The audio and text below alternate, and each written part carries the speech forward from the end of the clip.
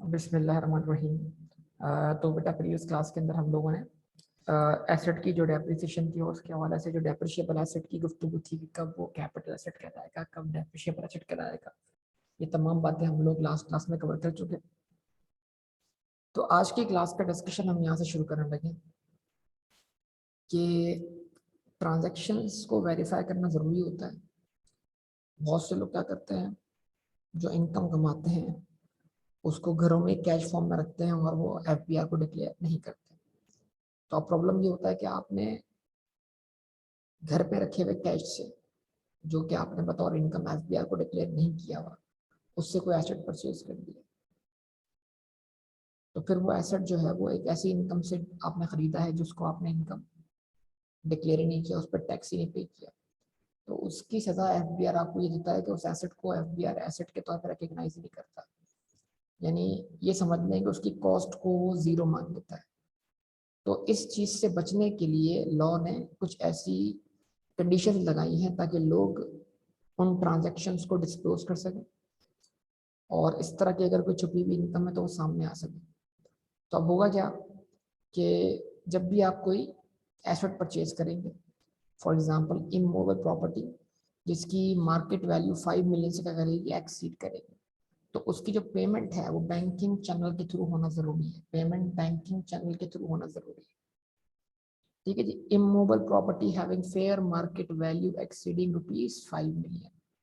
तो अगर आपने फॉर एग्जांपल एक फैक्ट्री बिल्डिंग परचेज की है जिसकी फेयर मार्केट वैल्यू 6 मिलियन है और आपने वो 6 मिलियन कैश में पे कर दिए हैं, तो अब क्या होगा? If the above asset is not purchased through banking channel, then the asset shall not be eligible for tax depreciation or amortization। तो फिर ये होगा कि उस एसेट पर आपको टैक्स डेप्शन अलाउ नहीं की जाएगी।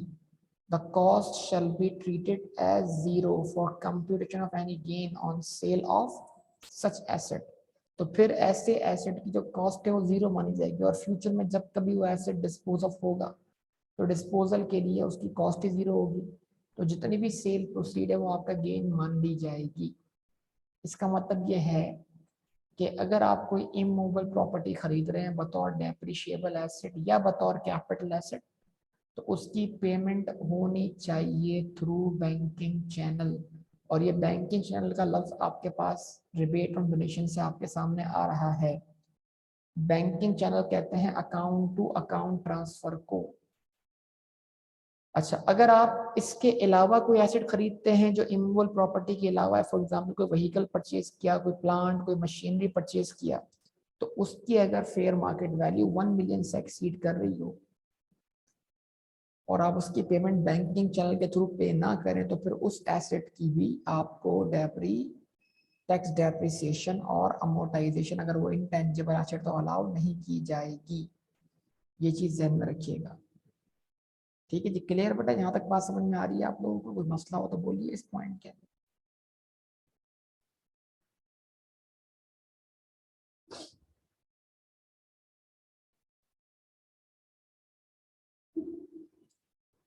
रिस्पॉन्स कर दीजिएगा आप लाजमी।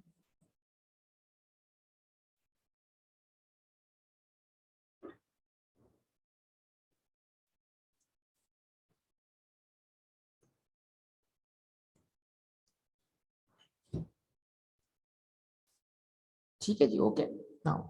अच्छा, अब मैंने कहा ये दोबारा से कॉमन रूल है। कॉमन रूल, और कॉमन रूल का ताल्लुक किसी एक टॉपिक से नहीं होता। कॉमन रूल का ताल्लुक जो है वो तमाम केसेस से होगा। वो तमाम केसेस क्या हैं भाई? The above provision is applicable for all assets, whether it is depreciable asset, intangible capital asset और stock in trade item। यानी ये रूल तमाम आइटम्स पर एप्लीकेबल है। ये रूल तमाम आइटम पे, आप चाहे आप किसी एसेट को बिजनेस के लिए खरीद रहे हो तो वो डेप्रिशिएबल एसेट है। अगर उस एसेट को आप अपने पर्सनल यूज में रखेंगे, इमूवेबल प्रॉपर्टी को, तो फिर वो कैपिटल एसेट है। अगर वो स्टॉक इन ट्रेड है यानी वो आपकी रेगुलर इन्वेंट्री है, तब भी ये रूल क्या होगा, अप्लाई होगा। Again this is the common rule. ठीक है। अच्छा, अब यहाँ पर एक पेनल्टी बताई गई। If a person purchases immovable property having fair market value exceeding 5 million through cash और bearer cheque, then he shall pay penalty at 5% of the value as determined by the FPR. यानी अगर आप कोई immovable property खरीद लेते हैं जिसकी fair market value 5 billion से एक्सीड करती है थ्रू कैश या बेरर चेक यानी ओपन चेक, जिसको कोई भी कैश करवा सकता है, तो फिर आपको ऐसा करने पर एफबीआर को पेनल्टी देनी पड़ेगी। तो ये एक अलग बात हो गई कि एफबीआर आपको पेनल्टी चार्ज करेगा। और इस चैप्टर के स्टार्ट पर 11 चैप्टर के स्टार्ट पर आप ये पढ़कर आए हैं।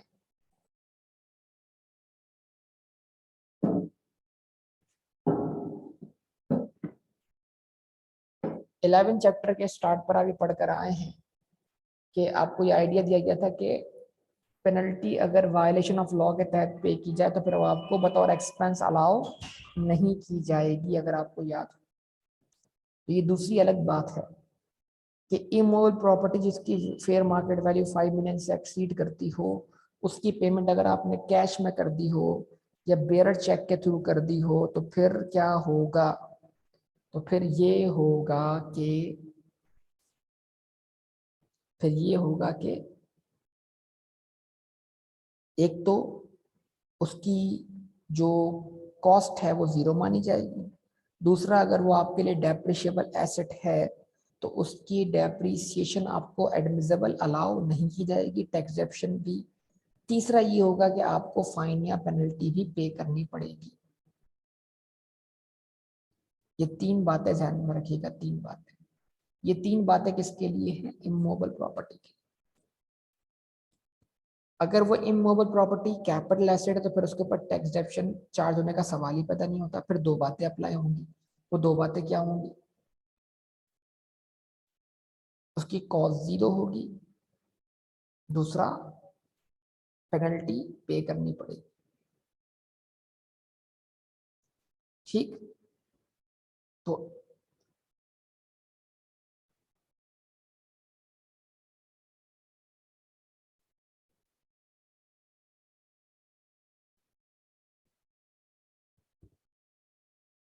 अच्छा जी, कोई एनिमल बाय करें अबव 1 मिलियन थ्रू कैश, तो फिर अच्छा, अब वो एनिमल जो है जो आपने बाय किया है, क्या वो बिजनेस पर्पस के लिए है, डेप्रिशिएबल एसेट है, स्टॉक इन ट्रेड है? ठीक है।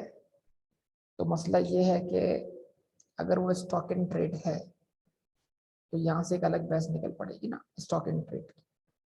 तो स्टॉक इन ट्रेड की हैसियत से उसकी पेमेंट आपने बैंकिंग चल के थ्रू करनी। ठीक बेटा, ओके। अच्छा, उसके बाद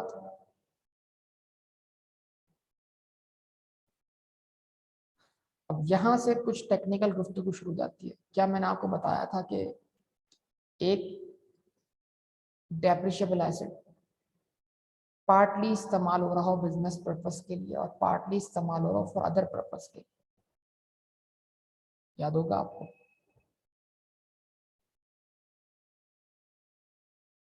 फॉर एग्जांपल हम इसकी मिसालें लेते हैं और आपके सामने मैं कुछ केसेस रखता हूँ। अब मैं आपके सामने एक सिनेरियो बना रहा हूँ, इस पूरे सिनेरियो को आप सुनिएगा जरा तवज्जो से।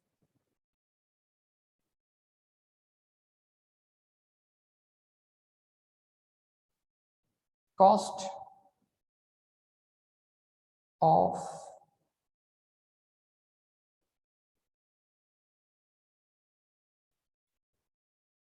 लैपटॉप, आपने एक लैपटॉप परचेज किया जिसकी कॉस्ट जो है वो है 2.5 लाख, न्यू परचेज की। ठीक है जी। एज ऑन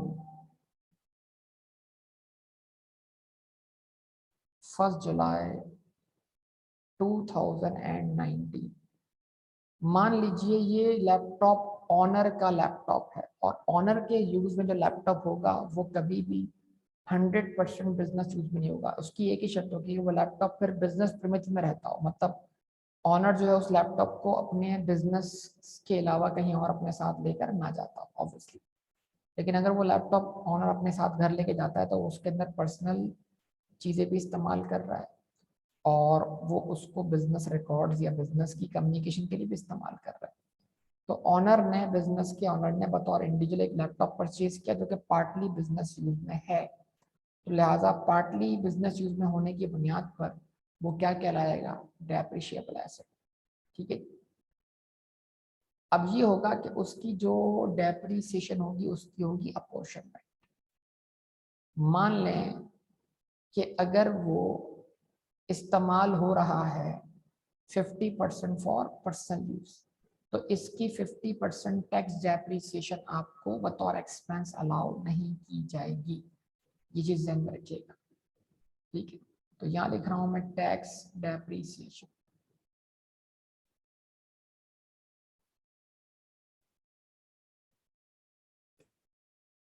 इसको आप साथ साथ कॉपी कर लेंगे। अच्छा, सबसे पहले हम क्या करेंगे, ये IT related plant and machinery है, ये भी, इन पर भी हम क्या करेंगे, इनिशियल अलाउंस क्लेम करेंगे। सबसे पहले हम इनिशियल अलाउंस क्लेम करते हैं। Initial allowance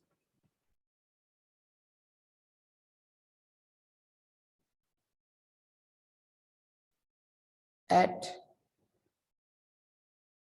25%। 2.5 लाख का 25% निकालिए जरा सब, कितना बनेगा बेटा, 62,500।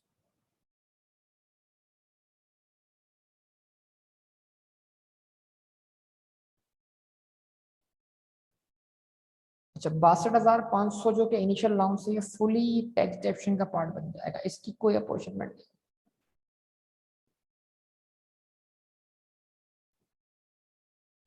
उसके बाद क्या आ गया, WDV, एलिजिबल फॉर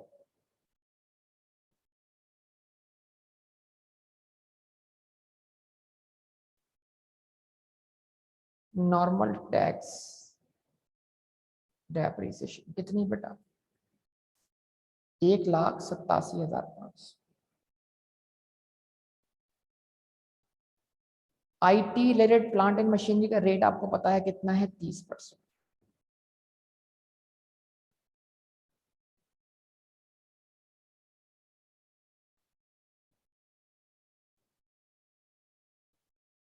ठीक है जी।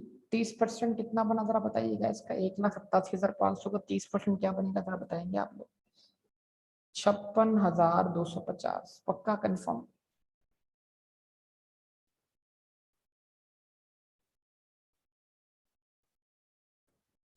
56,250।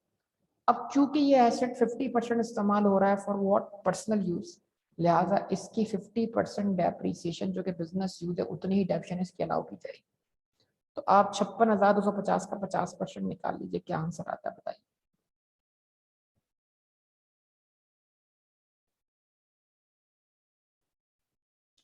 28,125।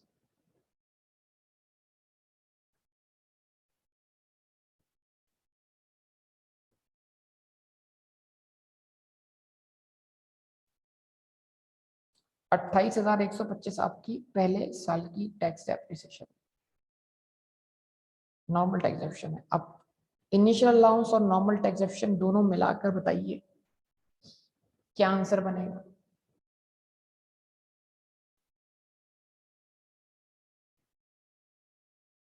दोनों का सम बताइए क्या आंसर बनेगा। 90,625।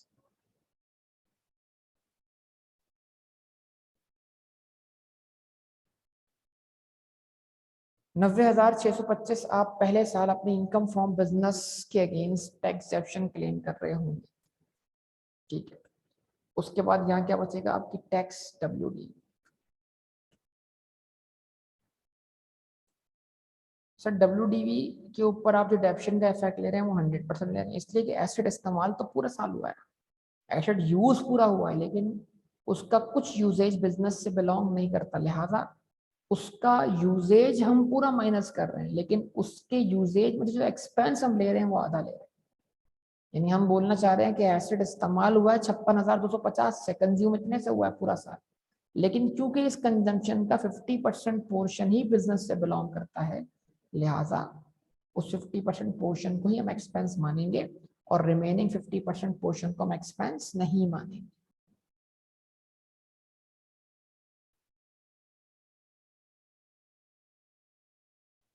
कितना आंसर आ गया भाई? 1,31,250।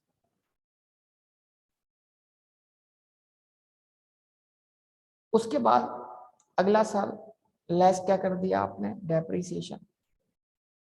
ये था 2020, डेप्रीसिएशन एट 30%। अगले साल फिर आपने फिर से नॉर्मल डेप्शन चार्ज की टैक्स ईयर 2021 में।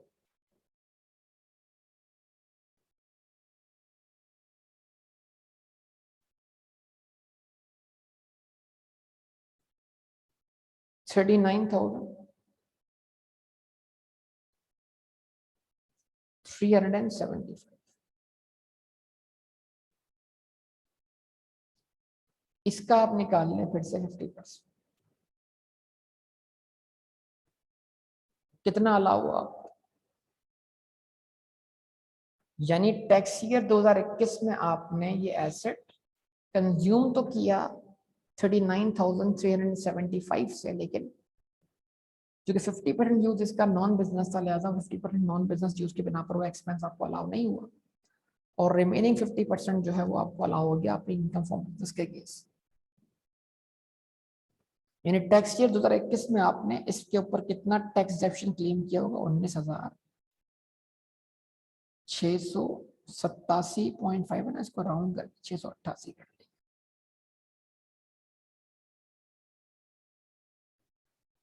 ठीक है जी, ये आपको यहां तक बात समझ आती है। अब फर्ज कर लें, मान लीजिए कि ये एसेट आपने यहां पर क्या गया आपके पास? WDV एज ऑन 30 जून 2021 कितनी बेटा जरा बताइए?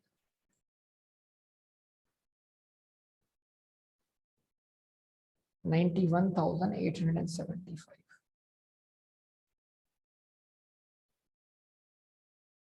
91,875 ये आ गया आपके पास टैक्स WDV। तो अगर मान लें कि ये एसेट या ये कंप्यूटर आपने टैक्स ईयर 2022 में क्या कर दिया? डिस्पोज ऑफ कर दिया। तो अब टैक्स ईयर 2022 में आप एक तो इसके ऊपर कोई डेप्शन चार्ज नहीं करेंगे, और टैक्स ईयर 2022 में जो सेल प्रोसीड होगी उससे हम आम तौर पे इस WDV को माइनस कर देंगे, तो क्या मिल जाएगा? गेन या लॉस मिल जाएगा। लेकिन यहाँ पे एक मसला है। मसला क्या है?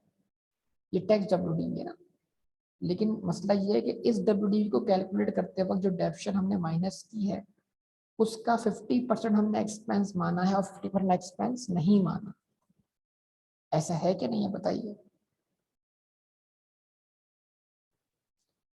अगर हमने इस WDV को कैलकुलेट करते वक्त जो डेप्शन लेस की है उसको हमने अगर 100% क्या माना होता? एक्सपेंस माना होता।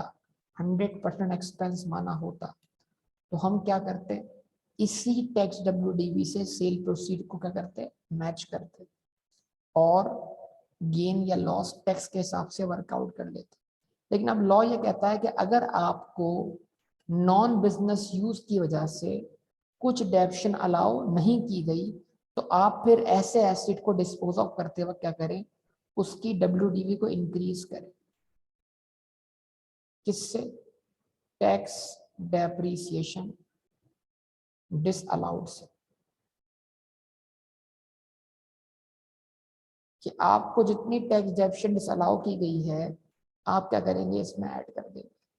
तो बताइए जरा, आपको टैक्स ईयर 2020 में जो नॉर्मल डेप्शन थी कितनी? 62,500, सॉरी, नॉर्मल टैक्स डेप्शन थी आपकी कितनी? 56,250। इसका 50% आपको अलाउ हुआ है, 50% अलाउ नहीं हुआ। यहाँ मैं वो रख रहा हूँ जो अलाउ नहीं हुआ, 50% वो वाला। कितना बना? वही बना 28,125। और टैक्स ईयर 2021 में आपको 39,375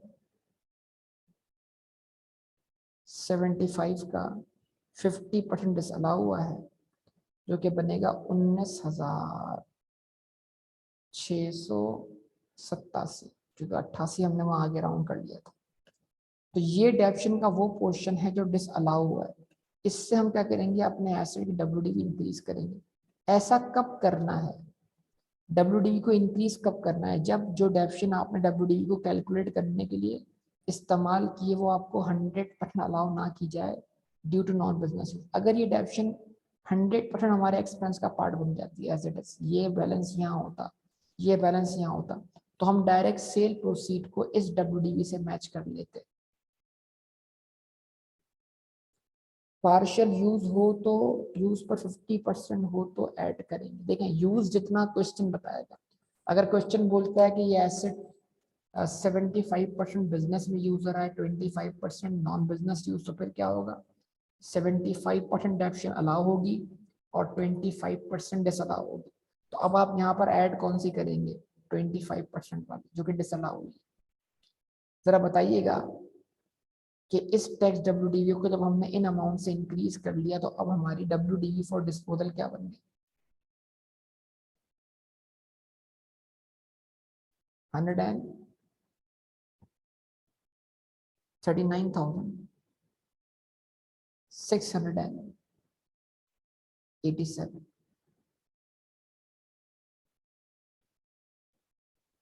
ओके,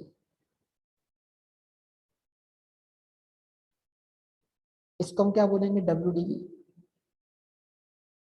फॉर डिस्पोजल। अब सेल्स प्रोसीड्स, ये लैपटॉप आपने मार्केट में बेचा 1,20,000 का, इसमें से आपने लेस करवाई क्या, डब्ल्यूडीवी, कौन सी वाली, टैक्स डब्ल्यूडी, कितनी, 139,687। जैसे ही लेस करवाई तो अब जो आंसर आया वो आंसर क्या कहलाया, वो आंसर कहलाया tax loss on disposal. Loss क्यों बेटा, बताइएगा जरा, tax loss on disposal.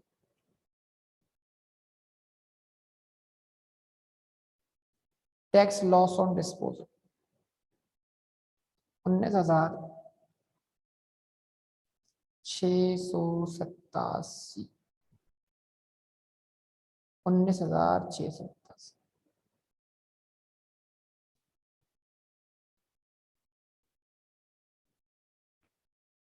Tax loss on disposal,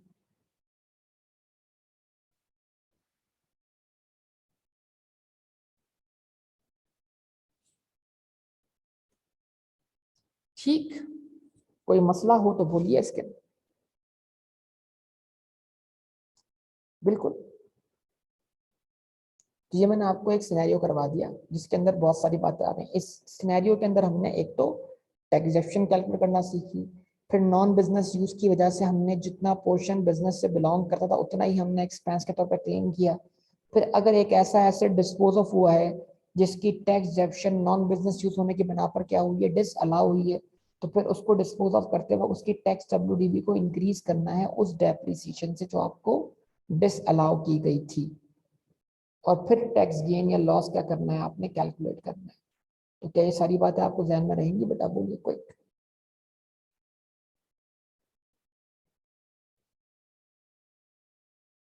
अच्छा, कॉपी कर लिया आपने इसको बेटा, कॉपी कर लिया आपने इसको, स्क्रीनशॉट को कॉपी नहीं कहते बस,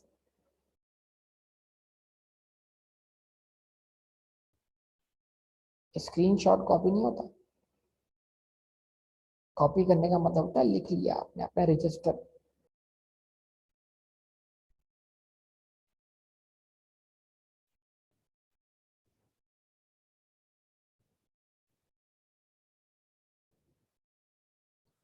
ओके गुड, जबरदस्त। अब आपको यहां से जरा इसको पढ़ लीजिए, ये इसको पढ़ना शुरू कर दें आप इस पेज से 250 से, और अगले पेज पे जरा पढ़ते रहें, फिर मैं आपसे बात करता हूँ।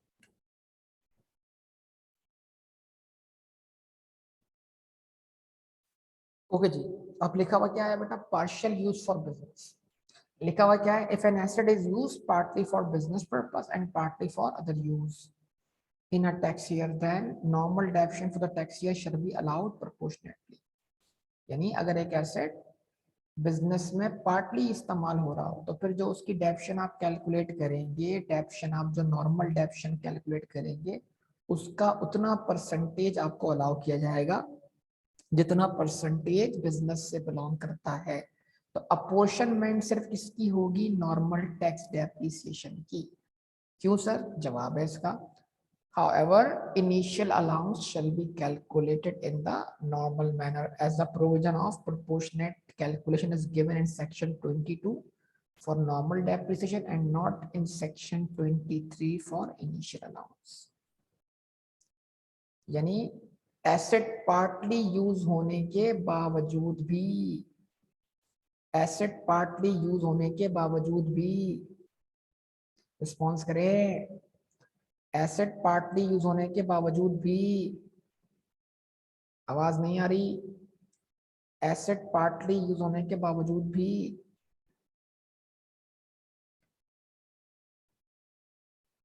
एसेट पार्टली यूज होने के बावजूद भी इनिशियल अलाउंस पूरा अलाउ होगा, इनिशियल अलाउंस की अपॉर्शनमेंट नहीं होगी। करेक्ट। अच्छा जी, उसके बाद अब ये एग्जाम्पल किताब में दी हुई है, आप इसको खुद से मेरे वाले तरीके से सॉल्व कर लीजिएगा, लेकिन इसमें डेट ऑफ परचेज इंपॉर्टेंट है कि ये एसेट आपने कौन से टैक्स ईयर में परचेज किया है, लिहाजा इसकी फिर नॉर्मल डेप्शन एक तो हाफ हो जाएगी, पर उसको भी अपोर्शन करना पड़ेगा। जरा देखिएगा, mister A purchase laptop on 1 जुलाई 2021। तो ये डेप्रिशिएबल एसेट आपने कब परचेज किया है, 1 जुलाई 2020 और उसके बाद से, यस और नो। कितने का परचेज किया है, 80,000 का। तो अगर ये 80,000 आपने कैश में पे कर दी हो तो क्या फिर भी इसकी डेप्शन आपको अलाउ की जाएगी? अगर ये 80,000 का आपने लैपटॉप कैश में खरीद लिया हो तो क्या फिर भी इसकी डेप्शन आपको अलाउ की जाएगी?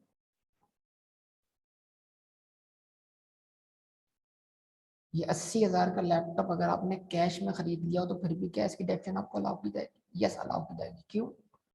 क्योंकि इसकी फेयर मार्केट वैल्यू 1 मिलियन से एक्सीड नहीं करती। अगर आप यही लैपटॉप 12 लाख का परचेज करते कैश में, तो क्या फिर आपको इस लैपटॉप की डेप्शन अलाउ की जाती? नो। उसकी कॉस्ट क्या अज्यूम की जाती? जीरो। कोई पेनल्टी लगती? No penalty. इमूवेबल प्रॉपर्टी के लिए, मूवेबल प्रॉपर्टी के लिए नहीं है। हो गई गलती, हो गए कॉन्सेप्ट मिक्स। इसलिए बोल रहा हूँ जरा अच्छी तरह होश और हवास में रह के पढ़ो, नहीं पढ़ोगे तो चीजें मिक्स करके आओगे एग्जाम। पेनल्टी वाली बात हमने सिर्फ और सिर्फ इमूवेबल प्रॉपर्टी के लिए पढ़ी है जिसकी कॉस्ट, जिसकी फेयर मार्केट वैल्यू 5 मिलियन से एक्सीड करती हो। ओके, कंक्लूजन क्या निकला? अगर ये 80,000 का लैपटॉप हमने कैश में भी खरीद लिया है तो क्या हमें इसकी डेप्शन अलाउ की जाएगी? यस, करेक्ट, गुड, जबरदस्त। ठीक है जी, अब लिखा हुआ क्या आ रहा है, मिस्टर ए ने लैपटॉप परचेज किया 1 जुलाई 2021 को, कितने का, 80,000 का, which is use 60% for his business and 40% for his personal use. Calculate the amount of depreciation he can claim as tax deductible in tax year 2022। तो बताइए वो कितनी टैक्स डेप्शन क्लेम कर सकता है टैक्स ईयर 2022 में? तो हमने कहा भाई कॉस्ट कितनी है इसकी, 80,000। इनिशियल अलाउंस 80,000 का 25% कितना बना, 20,000। 20,000 पूरे के पूरे हमने टैक्स डेप्शन में शामिल कर लिए। बैलेंस क्या बचा, 60,000। इस 60,000 पे क्या होगी, टैक्स कैलकुलेट होगी नॉर्मल टैक्स डेप्शन। तो लैपटॉप का रेट कितना है सर, 30%। लेकिन ये लैपटॉप क्योंकि 2020 1 जुलाई 2020 और उसके बाद खरीदा गया है, तो इसका रेट इस साल क्या होगा, हाफ होगा। ये इसका पहला साल है, तो हम इसको 30 के बजाय कितने परसेंट से डेप्रिशिएट करेंगे, 15% से। तो जब हमने निकाला 60,000 का 15%, तो आंसर क्या आया, 9,000 आया। 9,000 इसकी क्या हो गई, नॉर्मल टैक्स डेप्शन। लेकिन क्योंकि ये एसेट 100% इस्तेमाल नहीं हो रहा, तो 9,000 रुपए पूरे हमारी टैक्स डेप्शन में शामिल नहीं होंगे। हम 9,000 का 60% निकालेंगे। हम 9,000 का 60% निकालेंगे।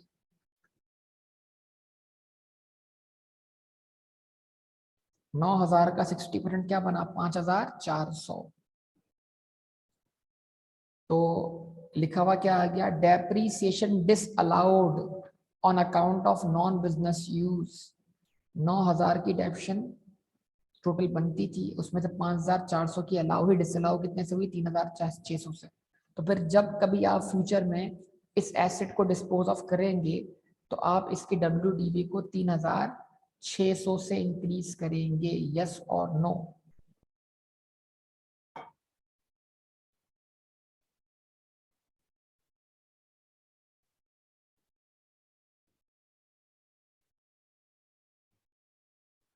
उसके बाद लॉ कहता है गेन और loss on disposal of an asset shall be taken into business income and considered as per tax workings.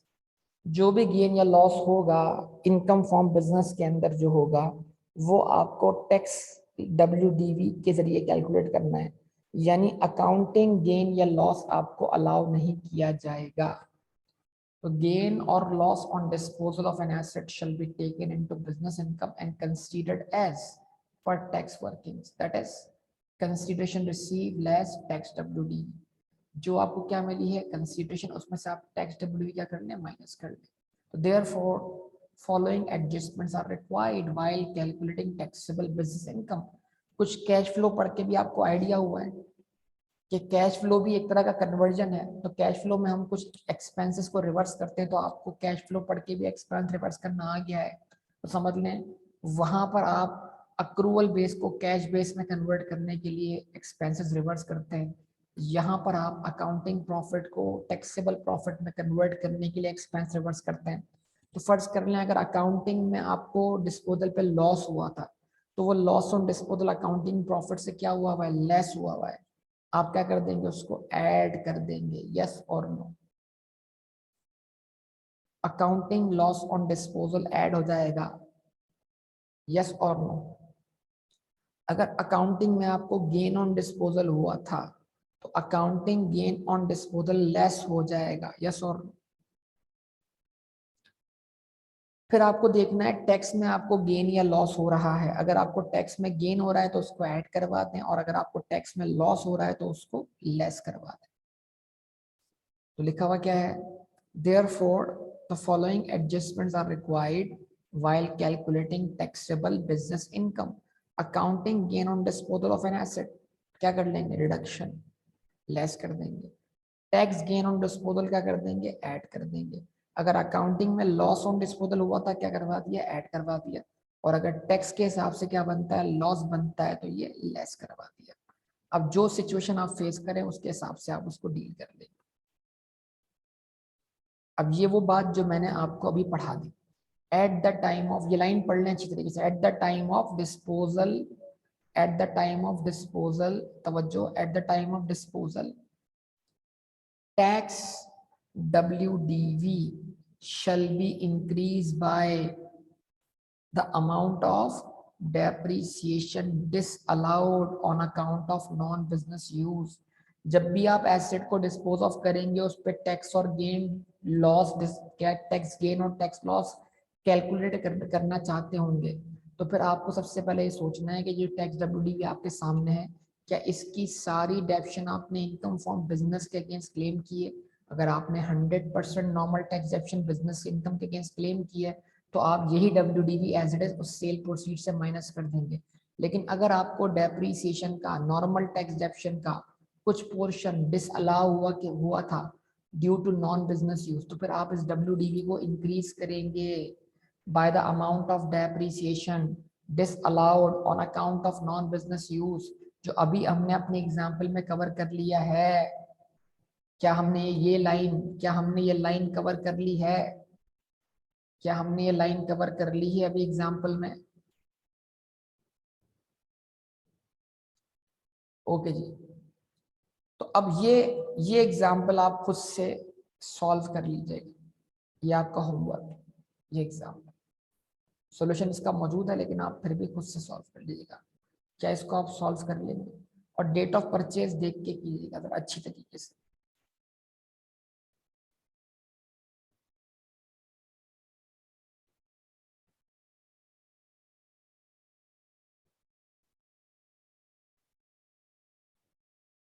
ठीक है,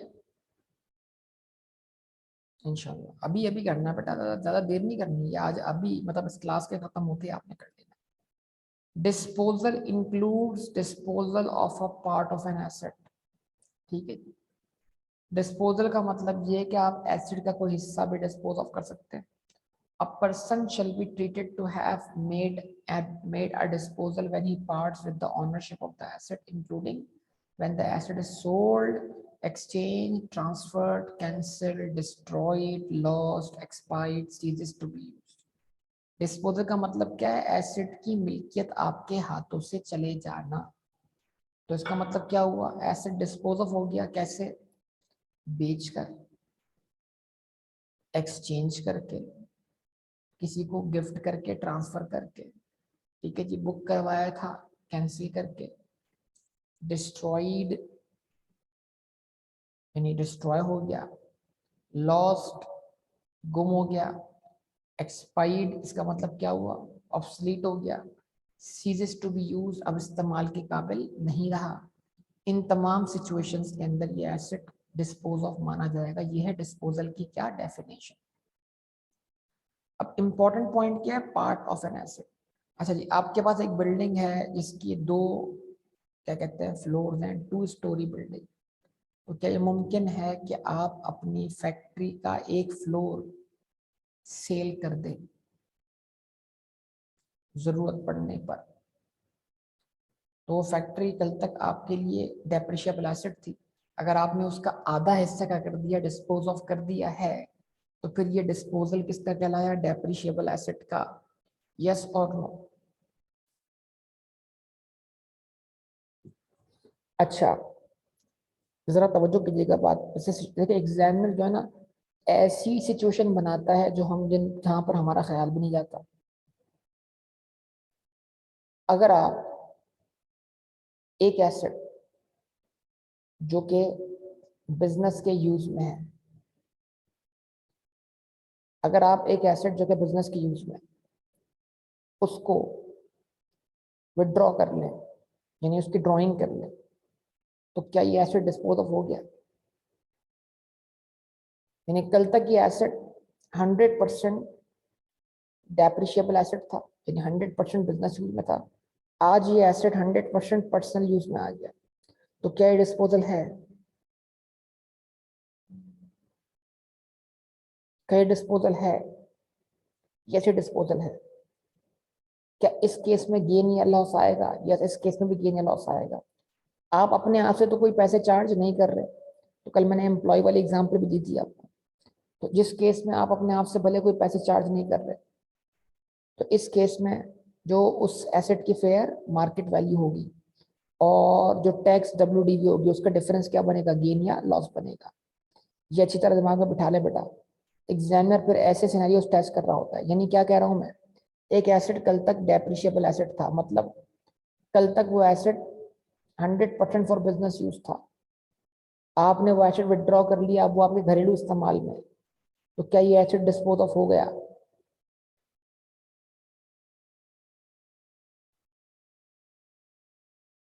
जवाब नहीं मिल रहा मुझे।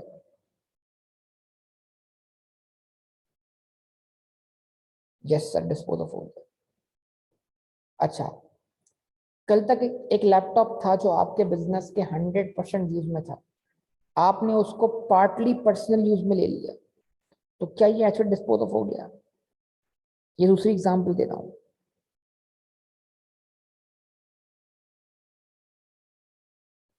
क्या ये एसेट डिस्पोज ऑफ हो गया? कल तक एक लैपटॉप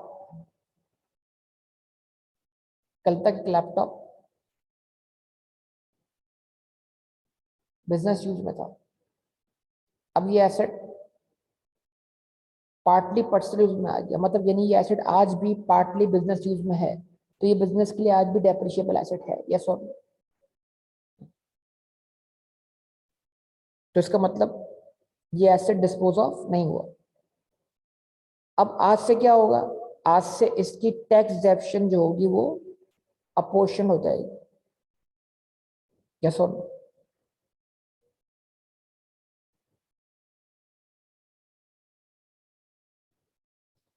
तीसरा केस, कल तक एक एसेट जो था पार्टली फॉर बिजनेस यूज था, पार्टली फॉर पर्सनल यूज था। ऊपर लिखा हुआ है disposal include part of an asset, asset का कोई हिस्सा डिस्पोज ऑफ करना।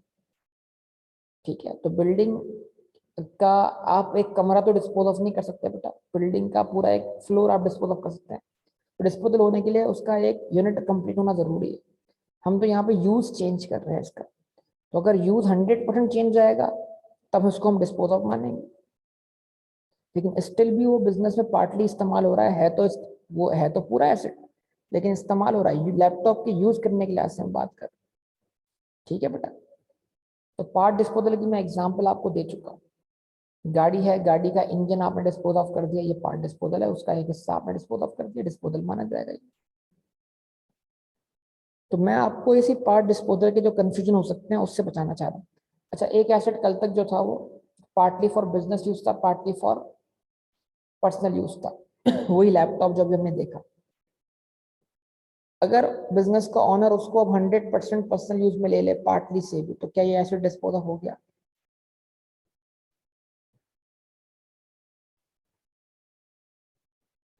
यस हो गया, ओके। अब इस पे भी गेन या लॉस कैलकुलेट किया जाएगा, इस पे भी गेन या लॉस कैलकुलेट किया जाएगा, यस। लेकिन इस गेन या लॉस को कैलकुलेट करते वक्त WDV क्या की जाएगी? इंक्रीज की जाएगी, क्योंकि प्रीवियसली ये एसेट 100% बिजनेस यूज में नहीं था। क्या ये बात क्लियर है आप लोगों को? चलिए ओके। अब ये बात मैं आपको कल की क्लास में कर चुका हूँ। तो transfer of any depreciable asset or capital asset to an employee free of cost or at a lower than fair market value shall be considered as disposal and taxable in the hands of employer at fair market value minus cost plus allowable deduction if any under the head income from business। कल तक जो vehicle employ के use में था और employ उसको perquisite मान के अपनी सैलरी का पार्ट बना रहा था, वो व्हीकल आपने अपने एम्प्लॉय को सेल कर दिया अकाउंटिंग WDV पर। लेकिन मैंने कहा था कि अकाउंटिंग WDV पर बेचने से क्या हुआ? अकाउंटिंग में नो गेन नो लॉस आया, लेकिन टैक्स में आपको गेन या लॉस निकालना पड़ेगा। कैसे? Fair market value minus tax WDV। Yes और नो? कल ये एग्जाम्पल मैं क्लास में दे चुका हूँ, कल के लेक्चर में मैंने बहुत डिटेल इसको समझाया है।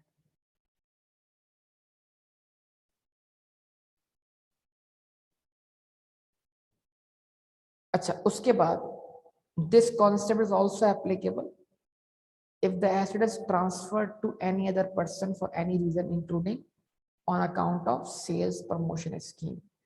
यानी वही चीज होगी कि अगर आपने एक व्हीकल खरीद के रखा हुआ है कुरानदाजी में देने के लिए, ठीक है, तो जिसका इनाम निकलता है उसको आप वो एसेट गिफ्ट कर रहे हैं, तो वो गिफ्ट भी आपके बिजनेस के पॉइंट ऑफ व्यू से डिस्पोजल माना जाएगा, उस पर भी आपको गेन या लॉस कैलकुलेट करना पड़ेगा।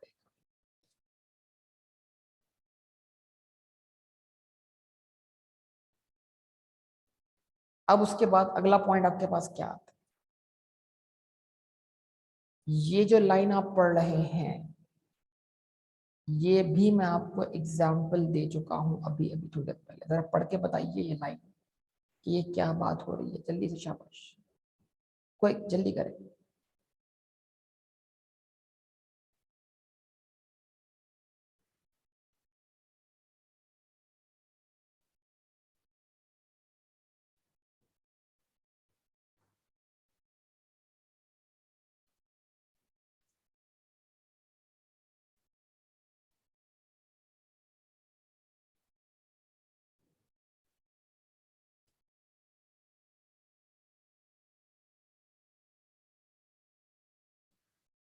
क्या कहता है, application of a business asset Holi Holi Holi या पार्टली, यानी जब तक बिजनेस का एसेट होली पर्सनल यूज में ना आए तब तक वो डिस्पोज ऑफ माना नहीं जाएगा। Application of a business asset wholly to personal use shall be treated as disposal of asset at fair market value at the time it is so applied। क्या ये मैंने आपसे बात की है अभी?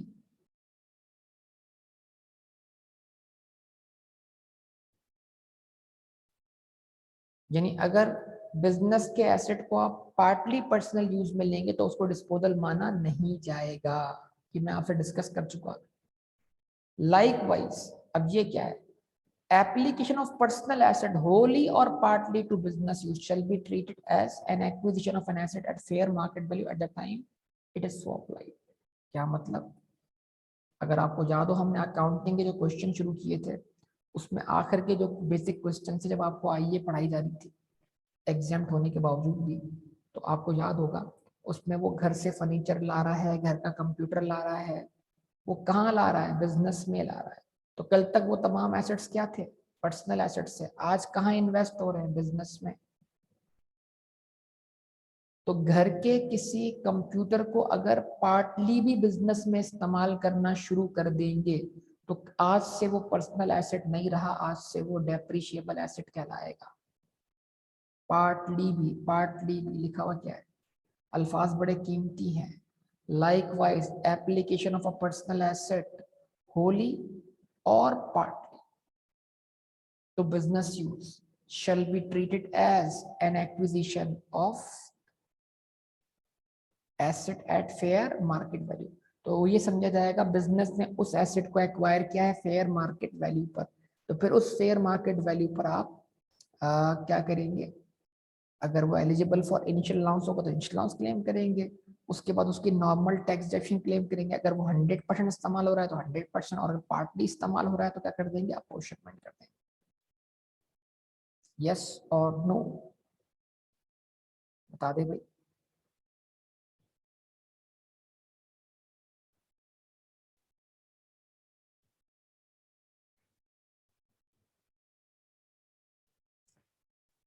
उसके बाद एनी रिबेट कमीशन ग्रांट और subsidy not being in the nature of loan from government और any other person shall be deducted from the cost of the asset. Government grant याद है आप लोगों को, accounting for government grant, accounting for government grant, कितने लोगों को याद है accounting for government grant? Government grant की अकाउंटिंग कितने लोगों को याद है? याद है।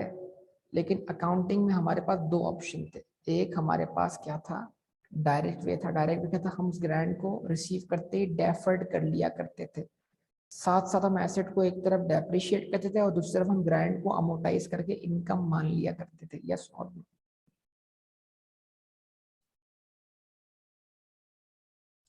लेकिन टैक्स आपको जो रास्ता बता रहा है वो क्या है, टैक्स ये कह रहा है कि जो ग्रांट मिलेगी आपको वो आप एसेट की कॉस्ट में से क्या कर लेंगे, शैल be deducted from the cost of the asset. यानी टैक्स उस ग्रांट का आपको ट्रीटमेंट बता रहा है इनडायरेक्ट वाला। अकाउंटिंग में तो आपके पास दोनों ऑप्शन है, टैक्स के लिहाज से आप उस ग्रांट को एसेट की कॉस्ट में से लेस कर देंगे। यस और नो? कोई मसला किसी को इस बात को समझने में? एनी रिबेट, ये रिबेट वो नहीं है जो टैक्स लायबिलिटी के अगेंस्ट होता है। रिबेट का मतलब है किसी भी चीज को कम करना, तो जब हम टैक्स लायबिलिटी को कम करते हैं तो उसको हम टैक्स रिबेट बोलते हैं। लेकिन ये रिबेट किसके अगेंस्ट मिल रहा है, एसेट की कॉस्ट के अगेंस्ट मिल रहा है, या कोई कमीशन मिल रहा है खरीदने पर, या गवर्नमेंट की तरफ से ग्रांट या सब्सिडी मिल रही है। Not being in the nature of loan, ख्याल रहे कि वो गवर्नमेंट की तरफ से दिया हुआ लोन ना हो। From government or any other person shall be deducted from the cost of the asset।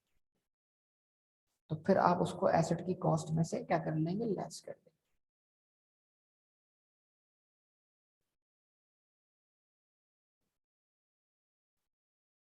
ठीक बेटा, जवाब दीजिए प्लीज।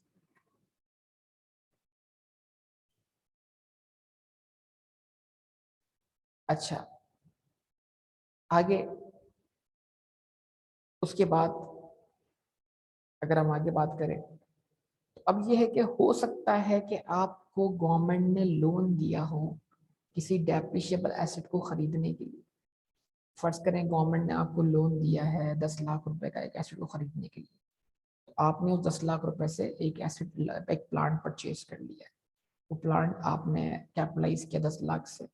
अब आप उस प्लांट की कॉस्ट में से उस लोन के अमाउंट को माइनस नहीं कर सकते। क्यों? क्योंकि वो ग्रांट नहीं है, वो लोन है। लोन आपने हुकूमत को वापस करना है। क्या मैं सही कह रहा हूँ?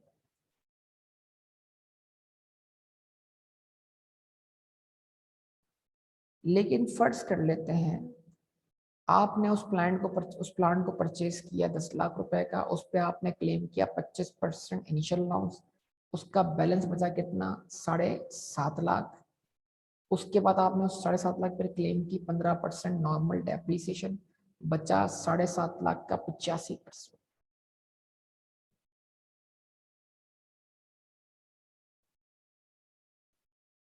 बोले बोले बोले। 10 लाख का प्लांट था, उसका आपने क्लेम किया 25%, बचा उसका 75%, 7.5 लाख। उस पर आपने क्लेम की 15% नॉर्मल टैक्सेशन टैक्स ईयर 2020 में, बचा उसका 85%। फिर आपने टैक्स ईयर 2021 में मजीद इसके ऊपर 15% डेप्शन क्लेम की, बचा उसका भी 85%। 5,41,875 आपकी क्या है? Tax WDV। यस और नो? ये टैक्स WDV कब है? टैक्स ईयर 2022 के स्टार्ट पर।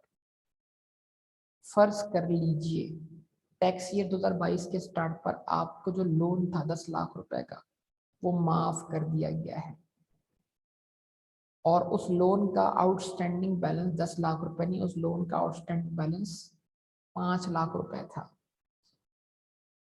तो अब क्या करेंगे? अब आप सबसे पहले जो लोन माफ किया गया है, एसेट खरीदने के लिए जो लोन दिया था, वो स्टेट बैंक ने आपको माफ कर दिया है। तो आप सबसे पहले इस एसेट की WDV को 5 लाख से कम कर देंगे, क्योंकि जो अमाउंट लोन का था उसी लोन के पैसों से आपने एसेट परचेज किया था। अब वो लोन आपने वापस ही नहीं करना, तो लिहाजा उस लोन के अमाउंट को आप एसेट की कॉस्ट में से लेस कर देंगे। तो अब आपके पास WDV कितनी बचेगी? 41,875। यस और नो? और अब आप टैक्स ईयर 2022 की नॉर्मल डेप्रिसिएशन इस अमाउंट पे क्लेम करेंगे, इतनी। क्या कहते हैं आप? क्या ये बात समझ में आती है? लोन अगर लिया गया हो एसेट को खरीदने के लिए और सब्सिक्वेंटली बाद में वो लोन आपको माफ कर दिया जाए, तो फिर जो लोन का अमाउंट माफ हुआ है वो एसेट की कॉस्ट या WDV से एडजस्ट कर दिया जाएगा। क्लियर है ये बात या नहीं? एग्जांपल मैंने आपको कैलकुलेटर पे सॉल्व करके दिखाई है। Response please.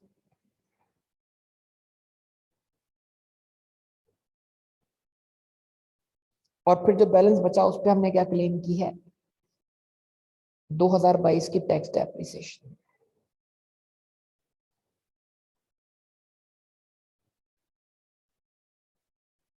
ठीक है, बस शर्त यह है कि वो लोन इस एसेट को खरीदने के लिए लिया गया हो। एक तरह से ये लोन स्पेसिफिक लोन कहलाया, इस तरह समझ लें आप। अब हम टैक्स में तो कोई बोरिंग कॉस्ट कैपिटलाइज करने की बात नहीं कर रहे, लेकिन बात समझाने के लिए क्या बोल रहा हूँ, एक तरह से आप कह सकते हैं लोन स्पेसिफिक लोन था। मतलब ये लोन इस एसेट को खरीदने के लिए ही लिया गया था, बाद में ये लोन आपका वेव कर दिया गया। Very good question sir. अगर लोन की वैल्यू है 6 लाख रुपए, करेक्ट यूसुफ। और एसेट की WDV है 5 लाख रुपए। तो अब क्या होगा सर, तो अब 5 लाख में से ज्यादा में ज्यादा 5 लाख ही माइनस हो पाएंगे यूसुफ, यस और नो। तो अब आप क्या करेंगे, 6 लाख के लोन में से 5 लाख तो एसेट की कॉस्ट में से माइनस कर देंगे यूसुफ। इस तरह एसेट की WDV क्या हो जाएगी, 0।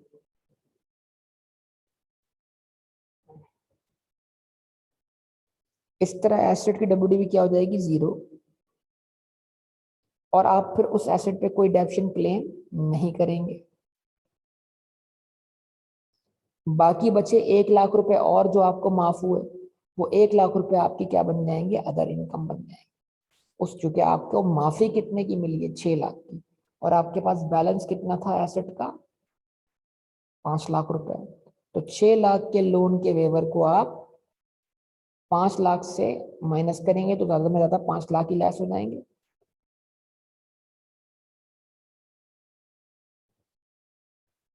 बिल्कुल, जितना पर जितना भी लोन है उतना ही, जितना पोर्शन लोन का होगा उतना ही क्या हो जाएगा, उससे लेस हो जाएगा। जरूरी नहीं है कि एसेट 100%, एसेट की जो कॉस्ट हो वो 100% लोन के बराबर, ये जरूरी नहीं। तो अगर लोन का बैलेंस एसेट की WDV से ज्यादा है, तो जितना WDV के बराबर बैलेंस है वो WDV से लेस कर दें, और एक्सेस बैलेंस को आप अलग से क्या करें, अपनी टैक्सेबल इनकम का पार्ट बना दें। Clear.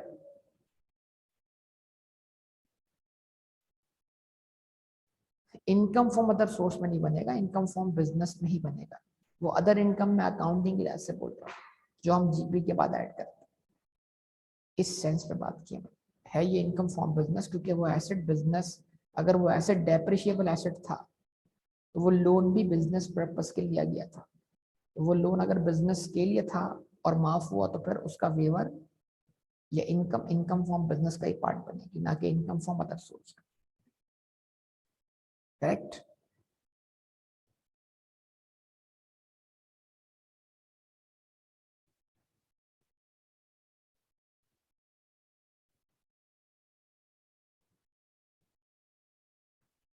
waiver of debt owed by the taxpayer related to acquisition of an asset shall also be deducted from cost or WD of asset।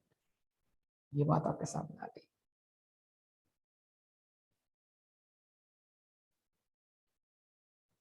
ये एक अलग बात है। ये क्या बात है, ये कौन समझाएगा आप में से। मैंने जो अभी बात समझाई है वो ये बात थी। ये क्या बात लिखी, ये किसी को समझ में आती है आप में से, जरा पढ़ के समझिएगा।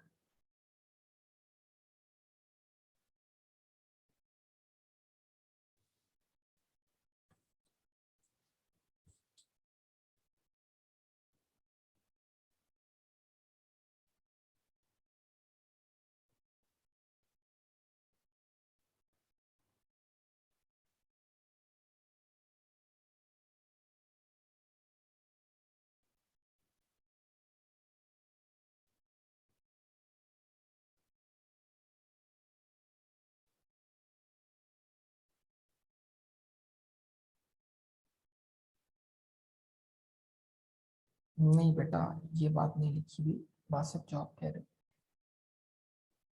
हाँ जी।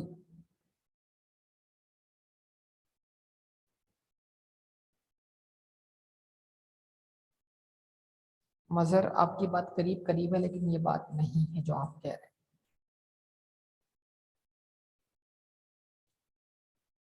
रामेश कह रहे हैं परचेज ऑन क्रेडिट, नहीं बेटा ये बात भी नहीं है रामेश। अच्छा जी, अगर फर्ज करें आपके बिजनेस ने किसी दूसरे बिजनेस को लोन दिया हो, यानी उससे पैसे लेने हो, तो आप क्या समझेंगे, वो सामने वाला बिजनेस क्या करेगा, आपको कैश देगा ना, यस और नो।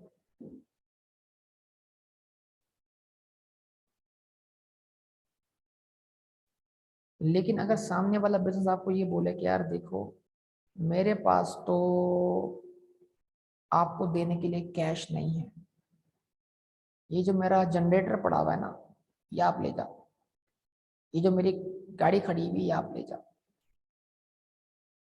तो इस केस में आपने लोन के अमाउंट को सेटल किया कैसे, कोई डेप्रिशिएबल एसेट रिसीव करके, तो लोन था आपका जो आपने रिसीव करना था 10 लाख का, लेकिन जो चीज आपके हाथ में आई है बदले में उस लोन को, लोन के अमाउंट को सेटल करने के बदले में, वो कैश नहीं है, वो डेप्रिशिएबल एसेट है, उसको आप अपने बिजनेस में यूज कर लोगे, तो फिर उसकी कॉस्ट जो होगी वो लोन के अमाउंट के बराबर नहीं होगी, उसकी कॉस्ट हमेशा फेयर मार्केट वैल्यू के बराबर होगी। मिसाल के तौर पे लोन था आपने जो रिसीव करना था 10 लाख का, लेकिन उसने बोला भाई जनरेटर ले जाओ, तो जनरेटर की जो मार्केट वैल्यू है 8 लाख रुपए है, तो उस जनरेटर को आप अपना एसेट मानोगे कितनी वैल्यू पर, 8 लाख पर, ना कि लोन के बराबर अमाउंट।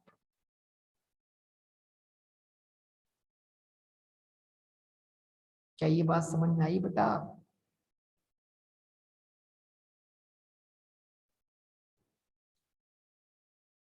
यानी आपको लोन जो 2 लाख बचे उनका क्या, वो आपके लिए लॉस है, आपको नुकसान हो गया, डिस्काउंट दे दिया आपने, डिस्काउंट नुकसान हो गया, जो भी आप कह सकते हैं, ठीक है। लेकिन यहां पर तो हम,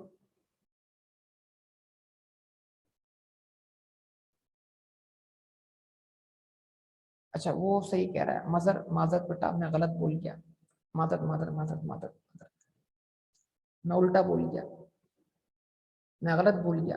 मदर सही कह रहे हैं कि जो लोन माफ हुआ है वो उस एसेट की कॉस्ट माना जाएगा, ना कि फेयर मार्केट वैल्यू। यानी अगर वो जनरेटर 8 लाख का है, अगर वो जनरेटर 8 लाख का है, तो आपने लोन कितना वेव किया, 10 लाख का, तो भले उस जनरेटर की मार्केट वैल्यू 8 लाख हो, आप उसको 10 लाख का ही समझेंगे। आप उसको बिजनेस में कितनी वैल्यू पर कैपिटलाइज करेंगे, 10 लाख, क्योंकि आपने उसको 10 लाख के बदले क्या किया, एक्सेप्ट किया। ठीक है, क्लियर होगी बात ये वाली? ये मुझसे उलट हो गई बात आपको, अब आपको क्लियर है? इसको पढ़ के देखने दो। Where a depreciable asset is acquired as a result of waiver of debt owed to the taxpayer। जब आपने किसी डेप्रिशिएबल एसेट को हासिल किया है, किसी का कर्जा माफ करके, then the cost shall be equal to the debt waived, तो फिर उस एसेट की कॉस्ट जो है वो डेट वेव के बराबर मानी जाएगी, and not the fair market value of the asset. ठीक है जी, तो मुझसे फेयर मार्केट वैल्यू की बात गलत हो गई। हाँ, ये कॉस्ट कॉस्ट जो होगी वो जितना कर्जा आपने माफ किया उसके बराबर मानी जाएगी। बेटा फिर पूछ लूं, क्लियर होगी वाली बात या नहीं आपको?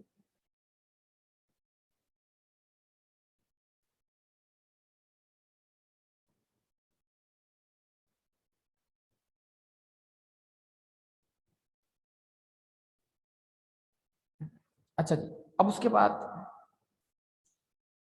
exchange difference in making a payment of liability in foreign currency against an asset shall be added or deducted from the cost or WD of asset in the year of occurrence, including the effect of hedging arrangement relating to the loan। अब आप बोल रहे हैं sir ये क्या लिखा हुआ है भाई, अब इसको बात को आसान कर लें। क्या ये पॉसिबल है कि आपने कोई प्लांट बाहर से परचेज किया, बाहर से इंपोर्ट किया,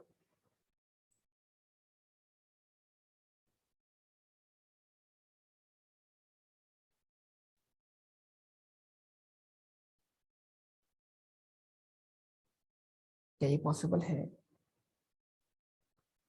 अच्छा अब इसको आसान कर लें, फर्ज कर लें आपने एक प्लांट बाहर से इंपोर्ट किया $10,000 का। जिस वक्त इंपोर्ट किया उस वक्त $1 100 का चल रहा है फॉर एग्जाम्पल, ठीक। तो in terms of Pakistani rupees ये प्लांट आपको कितने का पड़ा, 10,000 multiplied by 100, 10,000 multiplied by 100, quick.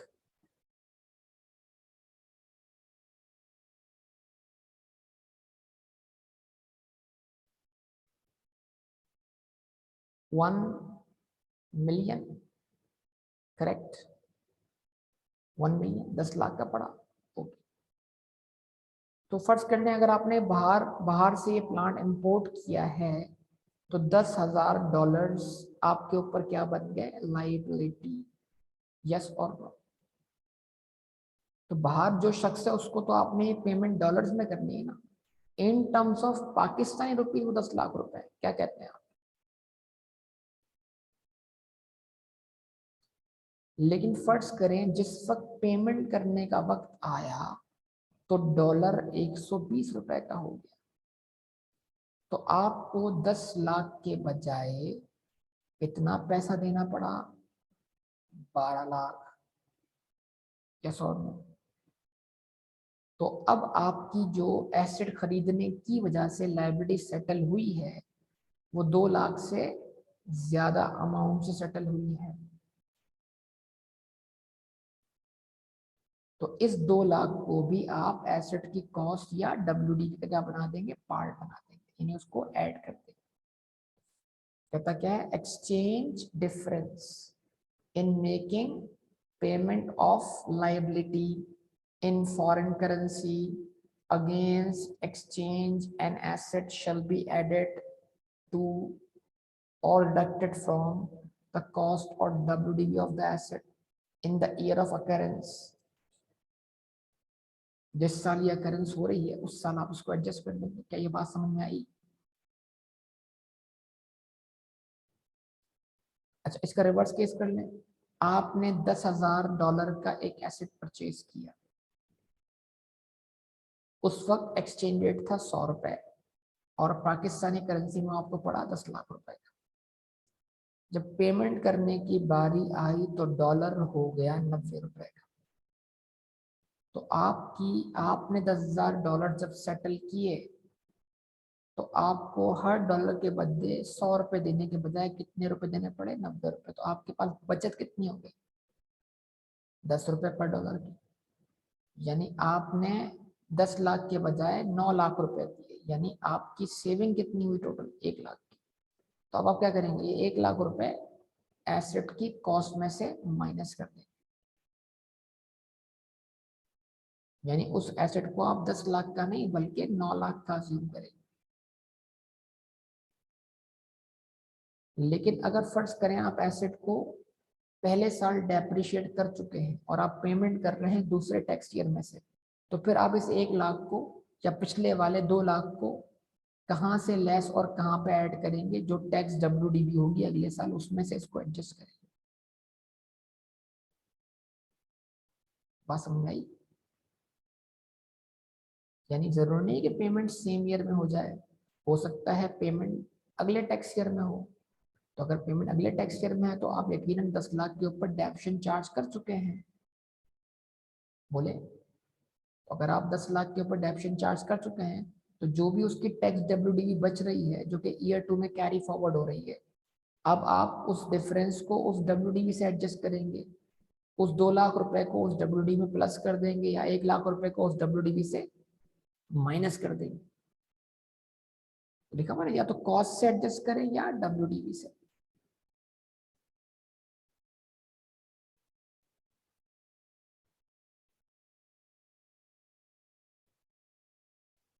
ये एक सीए फाइनल्स का क्वेश्चन है। ये इसकी डिटेल एग्जाम्पल में आमतौर पर करवाता नहीं, लेकिन अगर आप करना चाहें तो आप इसको इस एग्जाम्पल को फॉलो कर सकते हैं। शाहजहां के नाम से है, ये पेपर में सवाल आया था आई कैप कैफ तो सी फैप 2006 में, कि शाहजहां ने एक प्लांट एंड मशीनरी इंपोर्ट किया बाहर से। अब इसमें बहुत सारी मल्टीपल पेमेंट्स हैं, इसमें डिफरेंट डेट्स पे एक्सचेंज रेट आपको दिए हैं डॉलर्स के।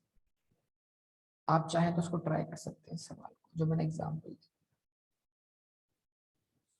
ठीक है जी, तो मैं इसको यहाँ पर स्टॉप करूंगा। इंशाल्लाह बाकी बातें आपसे मैं अगली क्लास में करूंगा, और ये भी हो सकता है कि अगली क्लास टेक्स्ट की आज ही रात में हो जाए, रात के वक्त में हो जाए। कंफर्म नहीं कहता अभी मैं होगी या नहीं, लेकिन आज रात में हो जाए। ठीक है,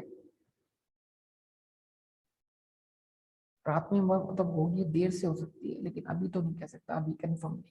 अगर होगी तो मैं आपको ग्रुप में बता दूंगा, 9 बजे के बाद 10 बजे तक, ठीक है। अच्छा, नो फिल वक्त नहीं, टाइम ओवर हो गया है, सही। तो क्लास मैं उसको एंड कर दूँ। होमवर्क आप कर लीजिएगा जितना भी पेंडिंग में था, लाजमी, फिर क्लास में ना करवाना पड़े होमवर्क, ताकि वो टॉपिक जल्दी निपट जाए। और होमवर्क में कोई प्रॉब्लम हो तो मैंने उनके सॉल्यूशन आपको पहले ही भेजे मैं रिकॉर्डेड फॉर्म के अंदर।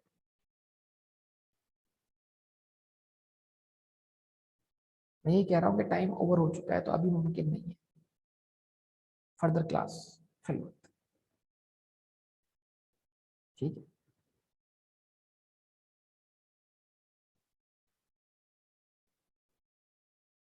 यार मैं क्या कह रहा हूँ, और कुछ बोलूं?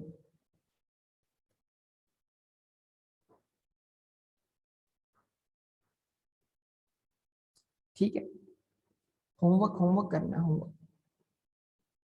ओके, अल्लाह हाफिज।